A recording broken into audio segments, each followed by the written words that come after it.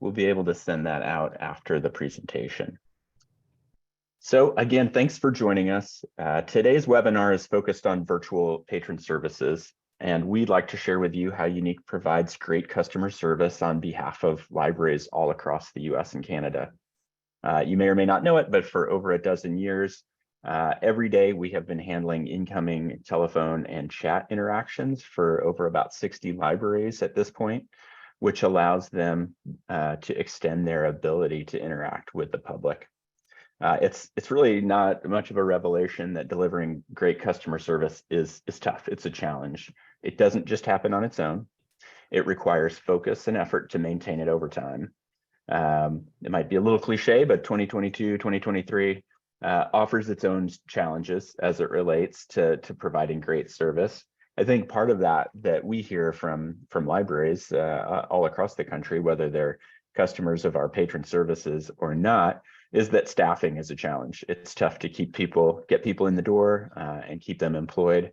And so that's just, kind of the icing on the cake, I think, for a lot of organizations that are struggling to really provide great service. So today we're going to share an overview of how we deliver service, including the tools that we use to accomplish that task. And then hopefully also provide you with some ideas and things that you could employ at your own library. So let's move on and see how patron services works at Unique.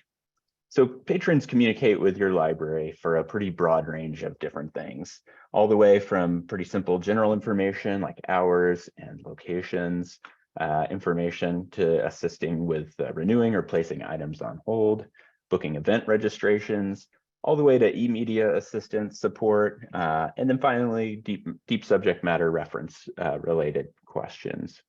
So Unique service, the outsourced service that we provide on behalf of libraries, is designed to help with most of these kinds of interactions, right up through basic ready reference. So deep subject matter reference is really not what we do, but what we see is that 80 to 90% of the kinds of customer service interactions you're dealing with right now are going to be covered in this umbrella that we have here. Our service is designed to be flexible, so we can deploy things in a different way. There's different footprints for the service. So for some libraries, we're handling literally everything you see here, including very detailed e-media assistance, which, as you probably know, can sometimes be very involved and very time consuming.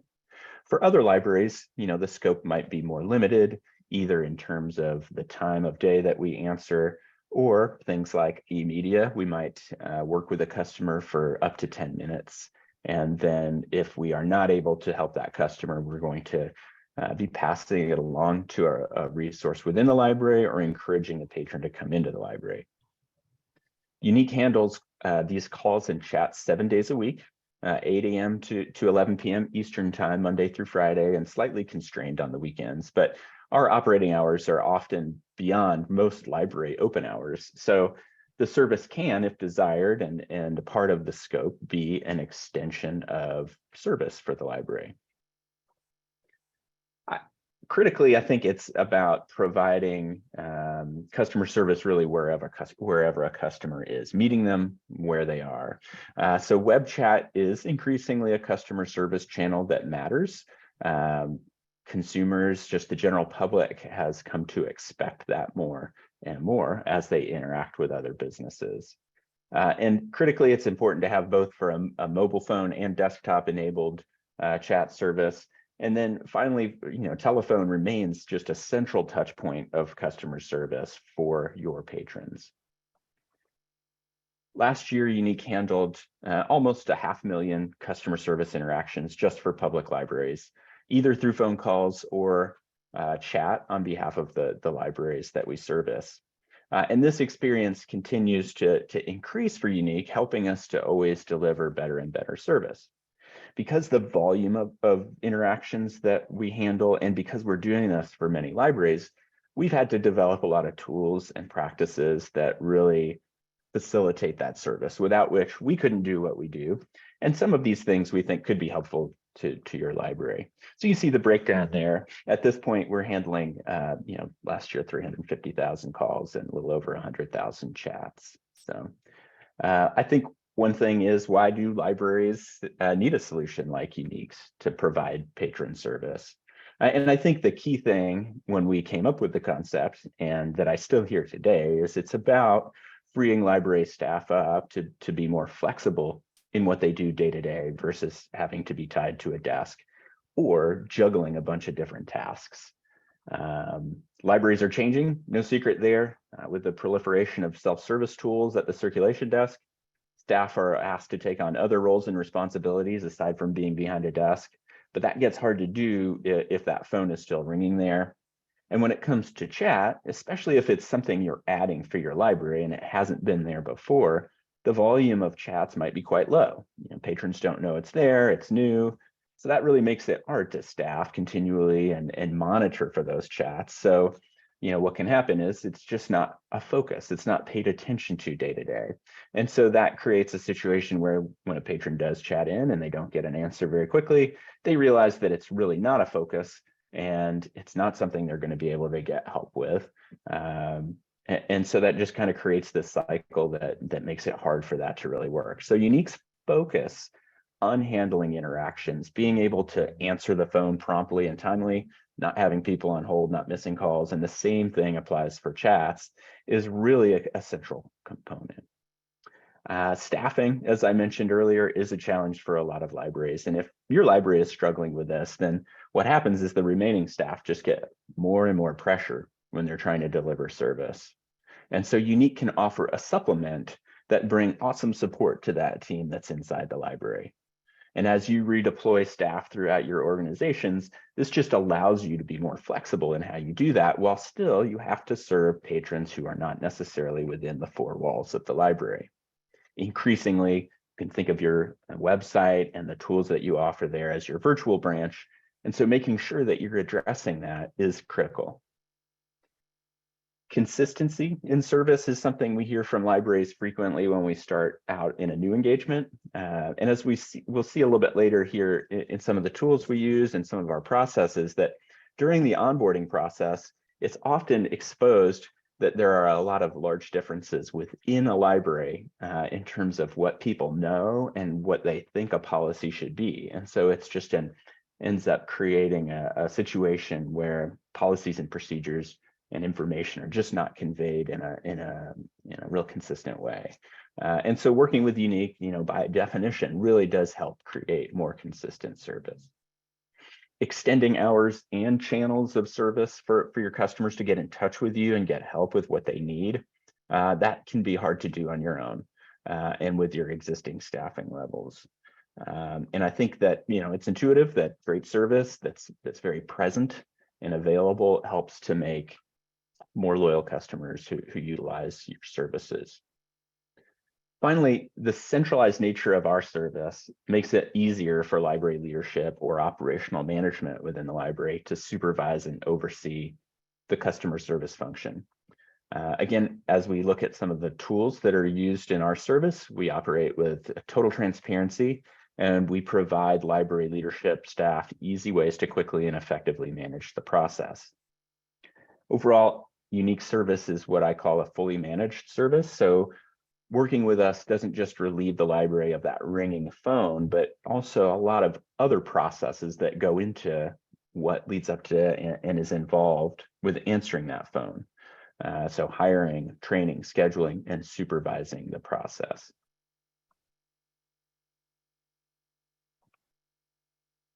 So there's a really wide range of different sizes and geographies and types of libraries that use this service. We have large urban systems that might have dozens of branches. We've got smaller standalone and suburban libraries. So I mean, the point here is that we can really make fit a service that works for a lot of different libraries. And I can certainly tell you that we've got great service, but always hearing from your peers is helpful. So just a quote here from Natrona County, a phone-based customer in Wyoming, who's been with us for several years and greatly appreciates the service, our ability to handle their telephone interactions. Another one from Capital Area in Michigan, a chat-only customer. One thing I'd like to comment on here about what is said is that when they started out, it really was a view that chat might be a nice add-on, nice to have, but it really over time has come to be very central to service delivery. One aspect of the chat service is just the easy way in which it solicits and collects feedback from patrons, customers, and the scores and positive comments received really demonstrate, strong positive feelings from library customers for the chat service, and the service and the way that service ultimately reflects on the library. So here's just a couple of comments that do come in after the chats. Just serve to show patron satisfaction.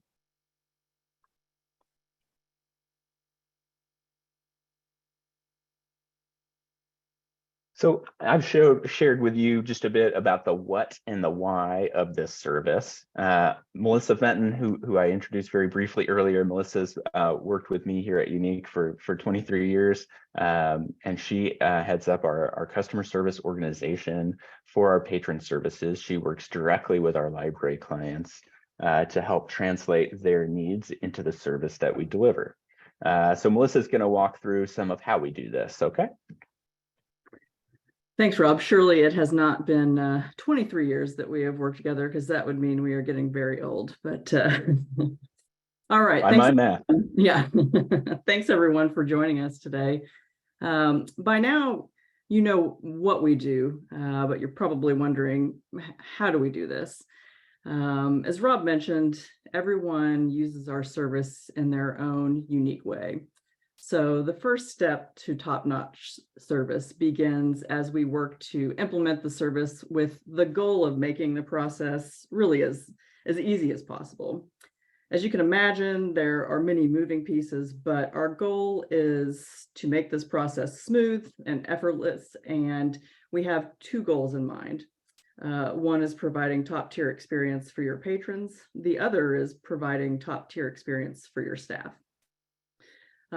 The implementation process is very much a team approach, with Unique and the library working closely to ensure we understand the desired scope of service, hours of coverage, and most importantly, the policies and procedures to which we should adhere for the library.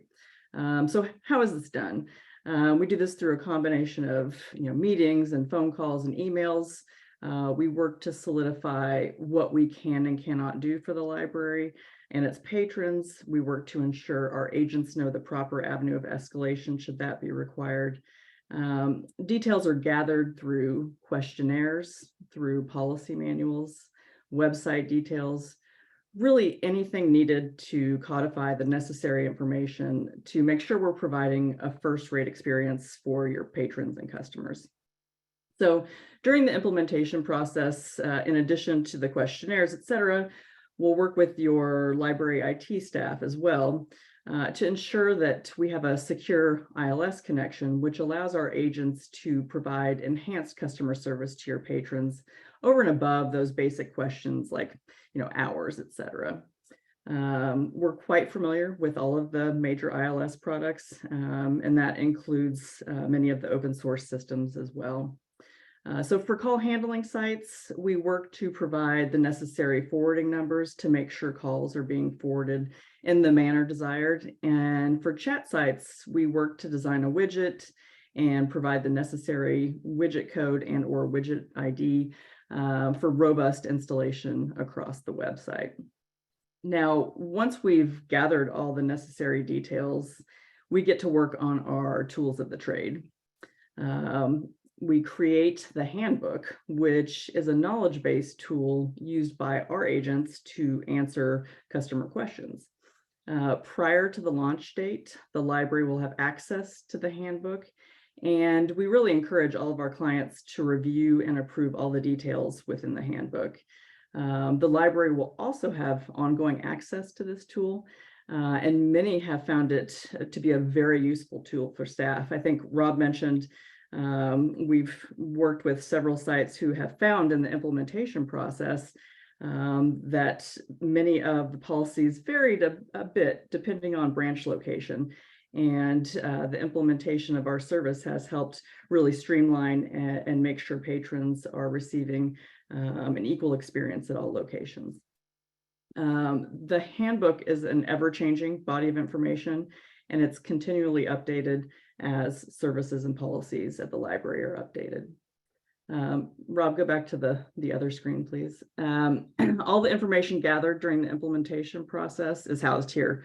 So we're able to add alerts about closures, important events, et cetera. We can add those closures, et cetera, to this homepage, or we can actually put alerts specific to different policies within the handbook itself. Each client handbook is laid out in an identical format similar to what you see here. This ensures our agents know where information can be found regardless of who they're helping. You can see the category breakdown there on the left-hand side.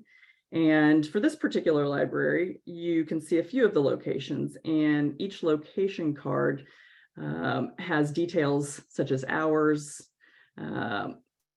address information, and then a little information drop down. And under there, you would see details such as a book drop location, parking information, public transit instructions, et cetera, things that would be unique to each location. Our agents have visual access to the date and the local time for each client, should that come up. And additionally, they have quick access to the RDPs for ILS access and access to the quick links, which are frequently used utilities to assist patrons. Think of things like maps, event calendars, the catalog, et cetera. So when an agent selects a category, next screen, Rob, they find details about the policies. For instance, if an agent selects room and facilities, as you see here, they can see details regarding meeting rooms, study rooms, et cetera, including transfer guidance. As you see here, we have guidance that stipulates that we don't handle meeting room reservations. However, we also have all of the details about the rules and restrictions. So we're able to answer some questions for the patron, make sure that they fall into the category to reserve a meeting room before then initiating the transfer guidance that has been requested by the client. Now, one of the best features of the handbook is the ease with which you can search. Rob, if you go to the next screen. So it has been designed so you can simply type a word or two and it will search the entire handbook quickly, which allows our agents to track down the information they're looking for very quickly. If for some reason the search specification is not found within the handbook, the system prompts the agent to search the library website, as you can see there. So it's really a one-stop shopping for our agents, and it's really helped improve the service that we're able to provide for your customers. The next tool that is used regularly by our agents is the help desk. Help desk is I think, a fabulous internal tool that helps unique agents assist patrons with various e-media platforms and allows for troubleshooting by platform and device type. So you can see here in this example, if someone needed assistance with Overdrive, our agents can isolate that down to the device type.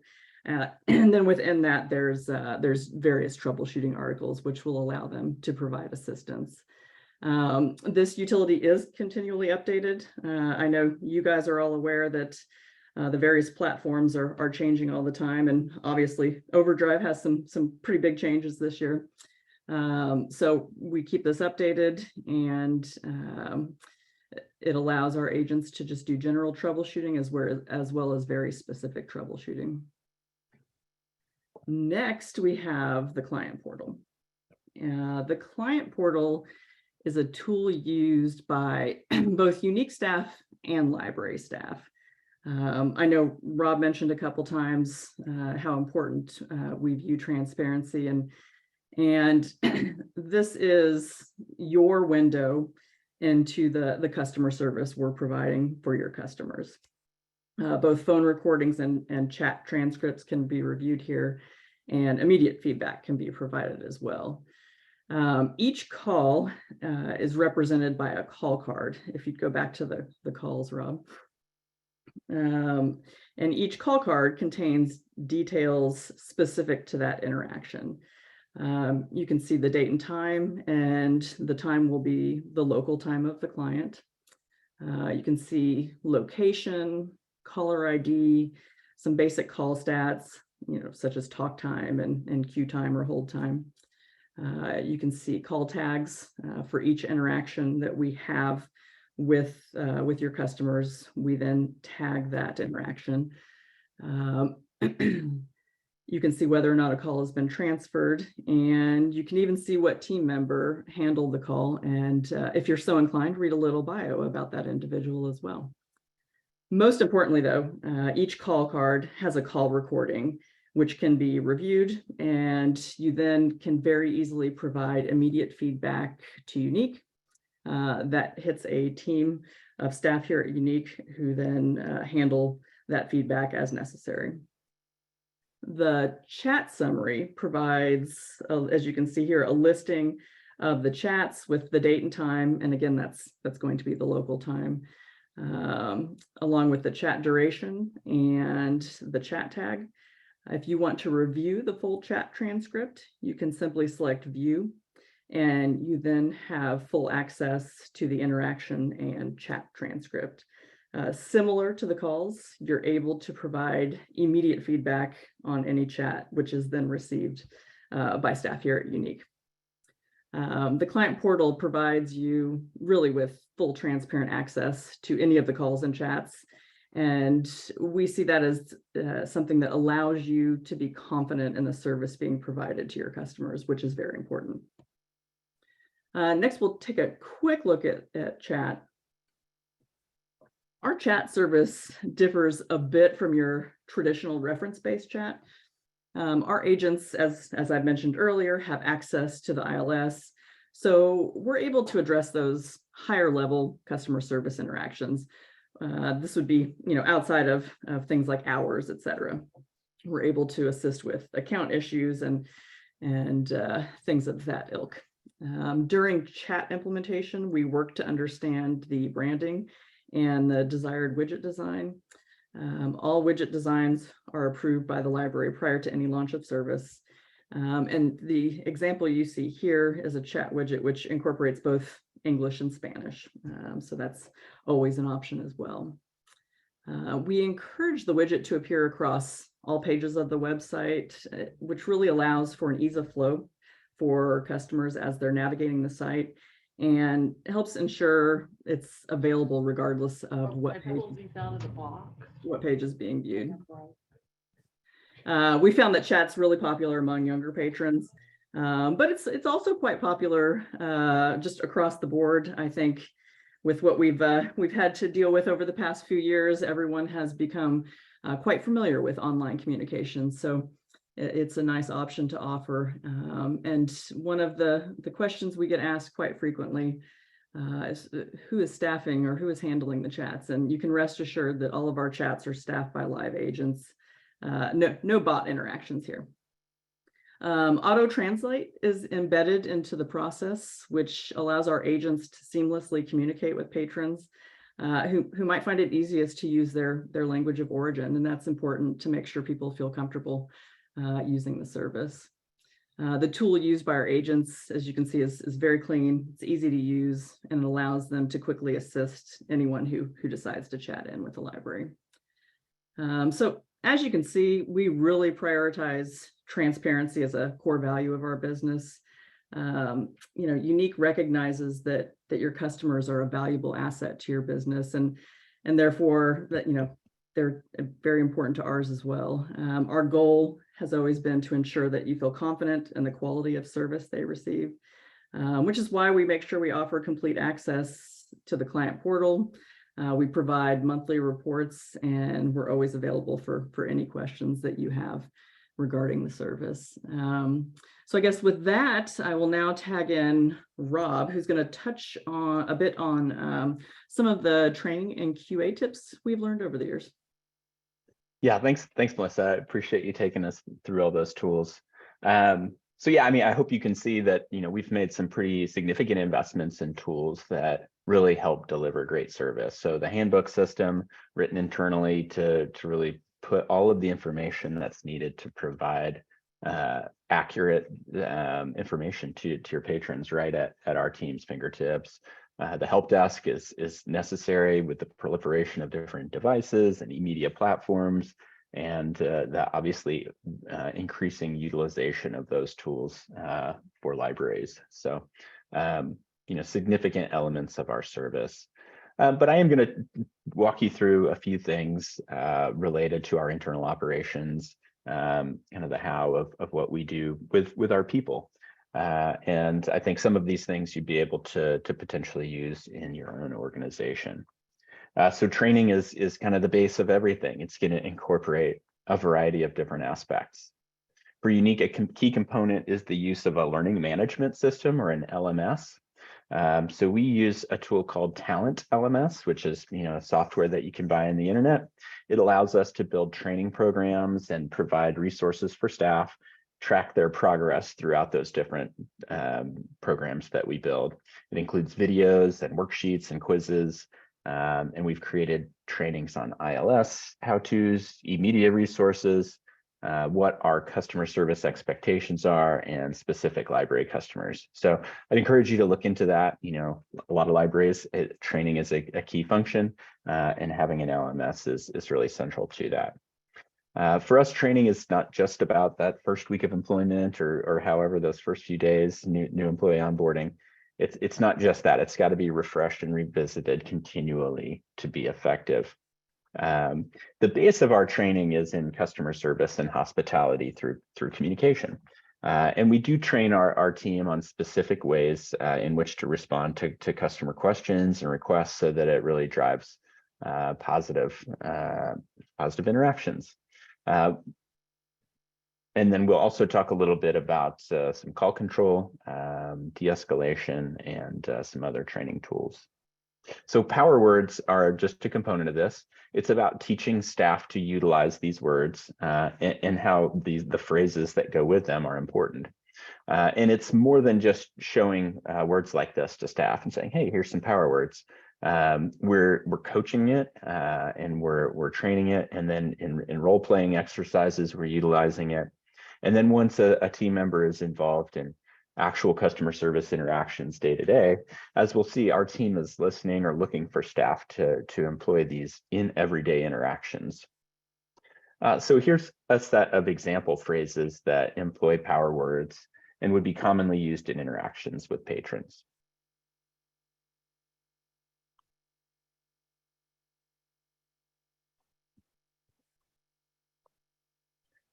So here we have just a very simple example that surrounds how we seek to train a staff member on a basic interaction. Instead of, when a patron calls in and wants to renew an item, yeah, what's your barcode? What's your card number? We have a process that we go through. I can definitely renew your items. May I have your library card number? So it seems small, but it's really these kinds of building blocks that go into delivering great customer service. Part of the training is to really break down an interaction into different components and seeking to ensure that at each element that we're doing the necessary things. We utilize this in our quality assurance and our training process. One key thing that we focus on with our staff is always to seek to ask clarifying questions, to probe, and really ensure that we understand the actual need of the caller. And then always at the end, we're offering to additional assistance to the patron.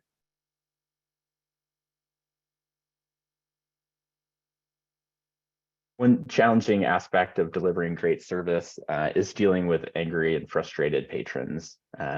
We start off with expressing empathy to the caller and really just offering the basics of assistance and using these kinds of phrases to convey that. That's part of the training and is heavily used in our role-playing exercises.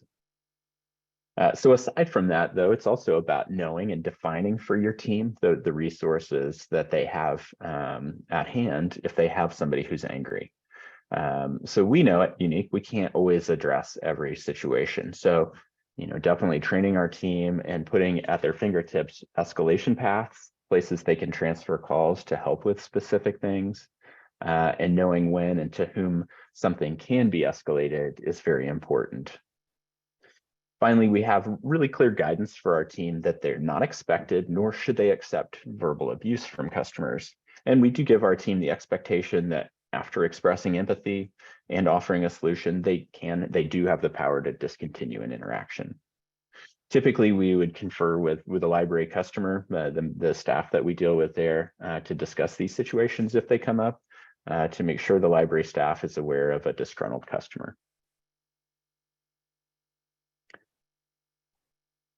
Role-playing is a big part of our training process, and we've developed numerous situations that our trainers or our more senior staff will work through with a trainee, whether it's a new employee or somebody going through ongoing training. They can be super detailed and really are designed to ensure that specific, sometimes maybe less frequent interaction types are handled accurately and according to the library's policy. So an example here is working through an ILL request. An important part of this is that we're just not kind of walking through the basics, but they try to work in some curveballs. Our initial approach here is to attempt to provide guidance and instruction for the patron to know how to take care of this on their own through self-service tools. In this case, the patron indicates they don't have access to their computer at the moment. So now we're going to help the patron with actually placing this hold. And you can kind of see the types of things that we set up in the role playing. So what are the things that the supervisor or the trainer should be listening or looking for, and what they should be evaluating the agent for. Making sure that we're following things like privacy policies are all like central aspects. Here's another one. Somebody's called in because they're very angry about an interaction they had at a library. So I think the example here, the real trick is that your trainer has to act the part. That's an aspect that's just really important to try to make the call or the chat as real as possible. And doing this multiple times with people is how they become familiar and comfortable with handling these situations. Embedded in our talent LMS system is also a large number of quizzes. They're a big part of both the new hire and ongoing training. We do have a mixture of different types of quizzes, and you can see an example here. Some quizzes are multiple choice, while others we ask staff to really write out answers so that they can better demonstrate mastery of process. So the quizzes are open book. We could never expect the team to remember like the vast array of different things they need to deliver accurate service. So it's really more about them knowing kind of the playbook, how to handle an interaction, and knowing where to find information in the tools that we've created for them. Hey, Rob, I would point out that the role playing is not specific to just when someone is launching new or when someone is newly hired. It's a continual process. We continue to do various role playing if a new product is added in for a client, or just generally to stay on top of things and make sure everyone is at the top of their game. So it's important to not just do that at the beginning of a customer launch or at the beginning of a new hire process, but to continue that throughout the course of employment. Yeah, no, absolutely. And I think that's part of the benefit for Unique is this is our focus is on delivering customer service for libraries. So, at the library, your staff are going to be pulled from a variety of different tasks. So it's harder to kind of do these kinds of ongoing training elements, but you're absolutely right. And kind of going along with that is our quality assurance process. So it's something that we're doing to continually improve service. So I've talked a lot about the different kinds of things we do. I wouldn't say we're always perfect. I mean, it is a human-powered business, and it's always about just continually improving. And so we can't just set it and forget it and think that we trained somebody and they're good to go. So part of that for us is what we would call proactive QA, sorry about that. So proactive quality assurance, our supervisory and QA team will listen to or review between 15 and 30 interactions per team member per month. And that's in addition to situations where we may have received feedback from a library about how a specific interaction was handled. So as Melissa showed you, the client portal, you have the ability to listen to or review chat transcripts. If it's not handled in an accurate way, that feedback goes directly to our supervisory team. And so we look at that and review each and every one of those, make sure we don't have a pattern. Is our handbook out of date? Is it not accurate? Do we need to improve the guidance to our staff, or is there a training issue?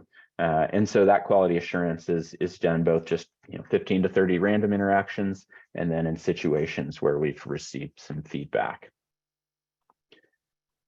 So interactions are measured using a defined scorecard. So we share this. This isn't exactly what it looks like. It's been dressed up for a PowerPoint. It's typically in an Excel spreadsheet, and it's broken into 3 central components. So call flow, and there's a set of elements for that. Was the greeting clear and correct? Was caller need established quickly and concisely? Did we offer additional assistance at the end? Those are all examples of things that we would look for in every interaction. So call flow is one element. Customer care would be the second. Is there a lot of dead air during the call? If our team member is having to do something on the computer, look something up in the ILS, were we just leaving the patron or the customer there in silence? Was our staff member confident and used enthusiasm? Did they utilize inclusive language throughout? So that's the second component. Finally, there's procedural. Did we follow strictly the privacy policies that are applicable for the library? Did we actually give the right answer to a policy question? At the end of each interaction, as Melissa mentioned, I think a little bit in the client portal, we tag every interaction. So was this an item renewal? Was it a fines and fee question? And so did we do that accurately? Because ultimately that feeds back up to library management. So you can see the volume of calls you have and why patrons are interacting with your library. So do we do that accurately? And then finally, things like, did we utilize all the resources we have access to in order to address the patron's needs? So each one of these things would have a yes, no that generates a set of weighted points, and they end up with a final score for the interaction.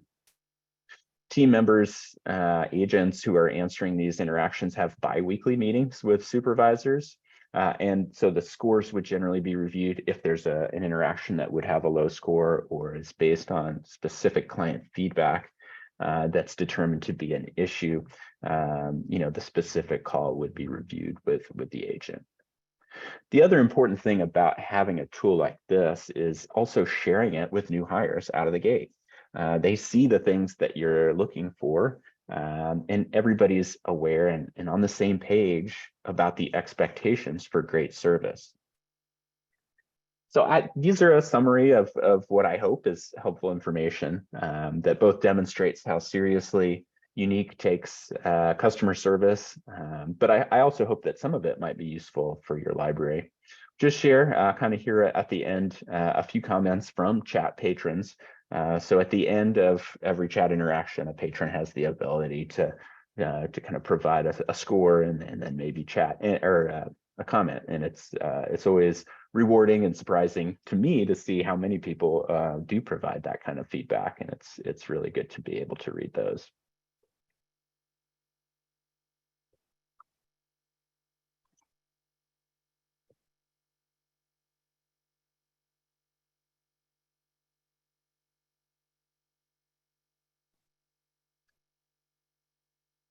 And in today's relevant news, I think season 3 of Ted Lasso is dropping, so we'll all have something to do this weekend, maybe. So just to kind of wrap up a little bit, I do know that because Unique's sole focus is on providing this kind of service, we have a number of tools and systems that maybe not be practical for your library to replicate. But I do think there's a few key things that your library should consider. What does your policy and procedure manual look like? Is it just kind of one big PDF that sits on an intranet? And if so, even that, when was it last updated? Maybe the last time you had a building project or the last strategic review. So I'd encourage you to make that an ongoing process, no less than annually, that procedure and policy manual is reviewed. And I think either breaking that up into different files and different components so that it's more easily accessible to staff, or there are tools where you can kind of put that in front of staff in a lot more kind of at their fingertips, like our handbook system. You may not have the tools or the desire to record calls and listen and review interactions that way as we do as a core component of our business. But an alternative would be for you to secret shop your own team. Create a few predefined situations, call in and measure how your team handles them just to see. Creating your own quizzes and worksheets based on the pain points you identify. Creating role playing and doing that in training. I think that sometimes doesn't come naturally to do role playing. It can be tough to kind of get into character and do those things, but those would be the things that we'd recommend. That for us, we've found just the consistent application of doing these things is what really helps give us an opportunity to deliver really great service. So here at the end, I will offer, if you're interested in having Unique help you with your customer service challenges, we'd love to talk more. One item that we're offering is for our QA team to secret shop your library and score some of your library's interactions. So we would call in and kind of go through an interaction, and then after the fact, score that interaction and talk to you about that, so you can see how we look at things and maybe how your team is doing. So after the webinar this afternoon, we'll send an email. It'll have a recording and then a link to sign up for that if you so desire. So, all right. Well, thank you for your questions. Thank you for joining us and for your attention today. Like I said, there'll be a follow-up email and it'll have my contact information and others at Unique. So we'd love to talk to you about your customer service and any ways that we might be able to help you. Happy to share more details on elements of this if you'd like to have a little bit more related to some of our tools. Happy to share some of that with you. So please just reach out, and we appreciate our relationship with you. Thank you very much, everybody.